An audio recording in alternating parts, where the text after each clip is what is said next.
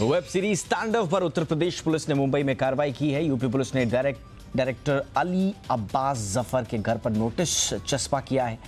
इसमें जफर से 27 जनवरी को लखनऊ में आईओ के सामने पेश होने के लिए कहा गया है। आपको बता दें कि वेब सीरीज स्टैंड-अप के खिलाफ लखनऊ में सबसे पहले मामला दर्ज किया गया था, जिसकी जांच के लिए यूपी पुलिस की 4 सदस्यीय टीम बुधवार से मुंबई में है।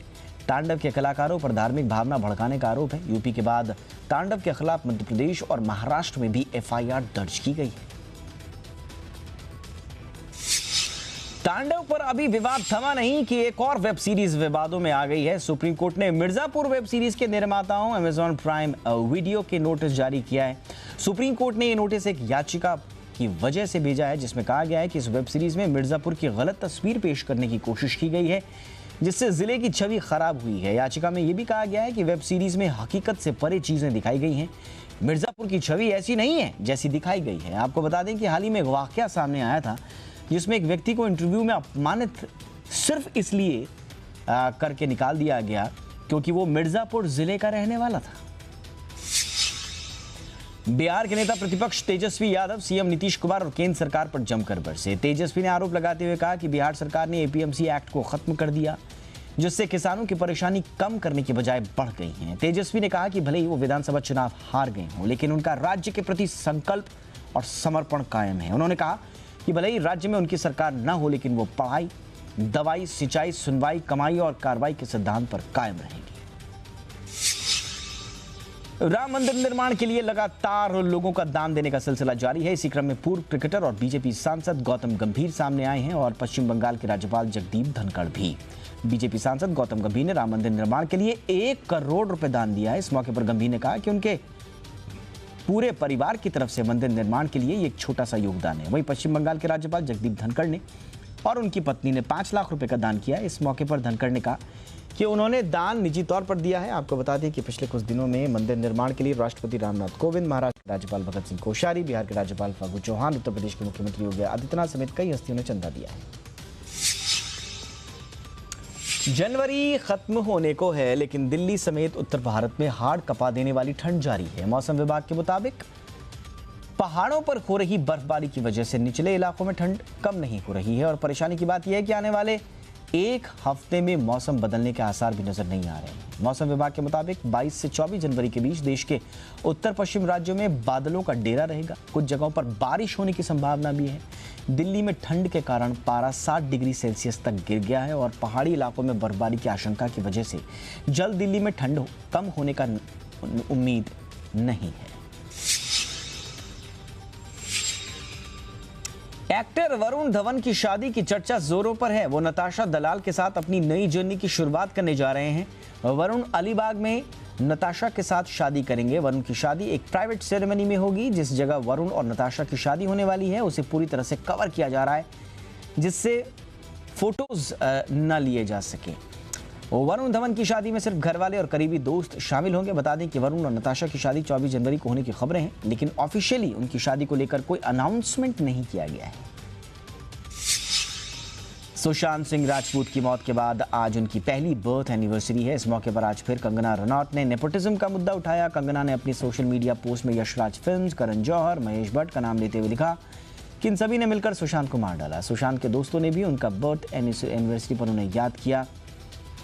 MS धोनी फिल्म के प्रोड्यूसर कमल जैन ने बताया कि सुशांत अपने सपनों को पूरा करने के मामले में बेहद सटीक और सधे हुए इंसान थे। सुशांत के सपनों और उनके मकसद में कोई अंतर नहीं था और अपनी मंजिल पाने के लिए सुशांत जी तोड़ मेहनत करते थे। मुंबई पुलिस ने कंगना रनौत को एक बार फिर आमने सामने हो गए हैं दोनों। इस बार मामला जावेद अख्तर से जुड़ा हुआ है। मुंबई पुलिस ने समन जारी कर कंगना को 22 जनवरी को हाजिर होने को कहा है। जावेद अख्तर ने पिछले साल नवंबर में कंगना के खिलाफ क्रिमिनल कंप्लेंट दर्ज कराई थी। दरअसल कंगना की बहन रंगोली ने ट्वीट कर जावेद अख्तर पर कंगना को धमकाने का आरोप लगाया था। ये मामला अंधेरी मेट्रोपॉलिटन मजिस्ट्रेट के पास था। समन मिलने के बाद कंगना ने एक बार फिर सोशल मीडिया पर अपनी नाराजगी जाहिर की है।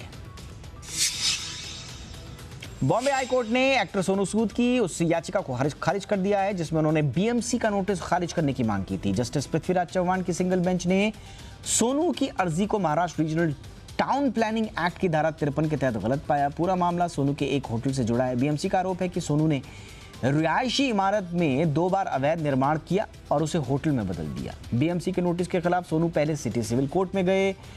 पिछले महीने सिविल कोर्ट ने भी उनकी याचिका खारिज कर दी थी। हाल ही में मां बनी अनुष्का शर्मा पति विराट कोहली के साथ मुंबई के बाहर स्पॉट की गई। बेटी के जन्म के बाद उनका पहला पब्लिक अपीयरेंस है।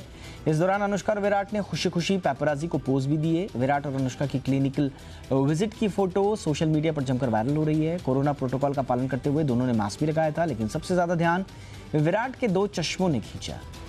एक उन्होंने आंखों पर लगाया हुआ था तो दूसरा शर्ट पर लटक रखा था।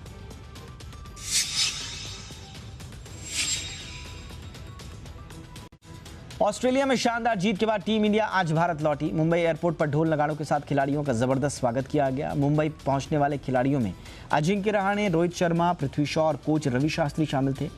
टीम इंडिया के दिल्ली पहुंचने पर और वो जो दिल्ली पहुंचे हैं उन खिलाड़ियों में शामिल ऋषभ पंत का भी शानदार स्वागत किया गया। वहीं तमिलनाडु के सेलम में क्रिकेटर नटराजन का उनके फैंस ने शानदार वेलकम किया। रोहित शर्मा को छोड़ दें तो बाकी खिलाड़ी करीब 5 महीने बाद वापस देश लौटे हैं। ऑस्ट्रेलिया को उसी के घर में टेस्ट सीरीज हराकर इतिहास रचने वाले भारतीय खिलाड़ी आज देश लौटे, जो तस्वीरें मैं आपको दिखाई। ऑस्ट्रेलिया दौरे पर टेस्ट में डेब्यू करने वाले तेज गेंदबाज मोहम्मद सिराज हैदराबाद एयरपोर्ट से सीधे पिता की कब्र पर पहुंचे। मोहम्मद सिराज पिता की कब्र पर भावुक हो गए। इस मौके पर सिराज ने कहा कि वो अपने सभी विकेट अपने पिता को समर्पित करते हैं। बता दें कि सिराज यूएई में आईपीएल खेलने के बाद टीम इंडिया के साथ पिछले साल 11 नवंबर को ऑस्ट्रेलिया रवाना हुए थे और 20 नवंबर को उनके पिता का निधन हो गया, लेकिन उन्हें सीरीज छोड़कर वापस नहीं आने का उन्होंने फैसला किया। 5 फरवरी से भारत और इंग्लैंड के बीच 4 टेस्ट मैचों की सीरीज खेली जानी है। इसके बाद 5 T20 और 3 वनडेज भी खेले जाएंगे। इन तीनों सीरीज के लिए स्टेडियम में 50% फैन को एंट्री मिल सकती है। अगर ऐसा होता है तो अप्रैल से होने वाले आईपीएल में भी फैंस को एंट्री दी जा सकती है। बीसीसीआई की तरफ से अभी इसकी आधिकारिक घोषणा नहीं हुई है, लेकिन उसने इस संभावना से इनकार भी नहीं किया है। बीसीसीआई का कहना है कि वो इसे लेकर इंग्लैंड और भारतीय क्रिकेट बोर्ड और दोनों देशों की हेल्थ अथॉरिटी से संपर्क में है।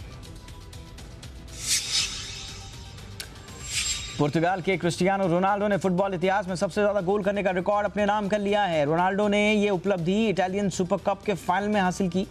रोनाल्डो ने नेपोली के खिलाफ 2 गोल दागते हुए यूवेंटस को 2-0 से खिताब भी जिताया। ये उनके करियर का 760वां गोल रहा। इस मामले में रोनाल्डो ने ऑस्ट्रिया के जोसेफ बिकान, ब्राजील के लीजेंड पेले, रोमारियो और अर्जेंटीना के लियोनेल मेसी को पीछे छोड़ दिया है। भारत की स्टार शटलर पीवी सिंधु और Sameer Verma Thailand open super 1000 badminton tournament के सिंगल्स के क्वार्टर फाइनल में पहुंच गए हैं। विमेन सिंगल में सिंधु ने मलेशिया की किसोना को हराया। क्वार्टर फाइनल में सिंधु का सामना चौथी सीड थाईलैंड की इंतानोन से होगा। वहीं मेन सिंगल्स में प्री क्वार्टर फाइनल में समीर ने गेमके को सीधे सेटों में हरा दिया। वहीं सात्विक साईराज मेंस डबल्स और मिक्स डबल्स में जीत हासिल करने में सफल रहे।